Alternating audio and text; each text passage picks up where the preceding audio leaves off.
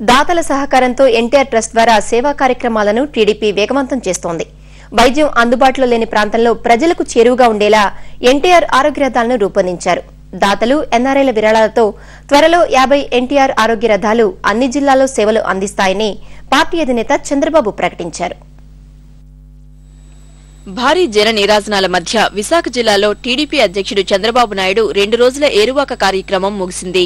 Telugu Desam party గ్రామీణ ప్రాంతాల్లో వైద్య సేవలు అందుబాటులో ఉంచేందుకు ఉద్దేశించిన ఎన్టీఆర్ ఆరోగ్య రథాలను విశాఖలో లాంఛనంగా చంద్రబాబు ప్రారంభించారు. ప్రస్తుతానికి 9 జిల్లాల్లో ఇవి సేవలందిస్తాయని చెప్పారు. ఎన్టీఆర్ ట్రస్ట్ ద్వారా మరిన్ని ప్రజాహిత కార్యక్రమాలు చేపడతామని హామీ ఇచ్చారు.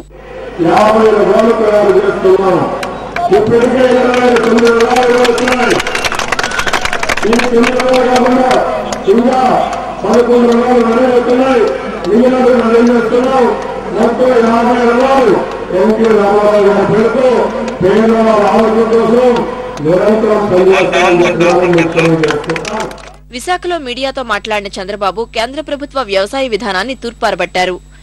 బడా పారిశ్రామికవేత్తలకు రాయితీలు కల్పించి ఉత్పత్తుల ఎగుమతులను ప్రోత్సహిస్తున్న ప్రభుత్వం రైతుల విషయంలో వివక్ష చూపుతోందని విమర్శించారు. ప్రధానమంత్రి మన్మోహన్ సింగ్ గారు గాని, అదే మరి ఆర్థిక మంత్రి చిదంబరం గాని, సోనియా గాంధీ గారికి కానీ వీళ్ళకు పేదరికం అంటే తెలియదు, రైతులంటే అసలే తెలియదు.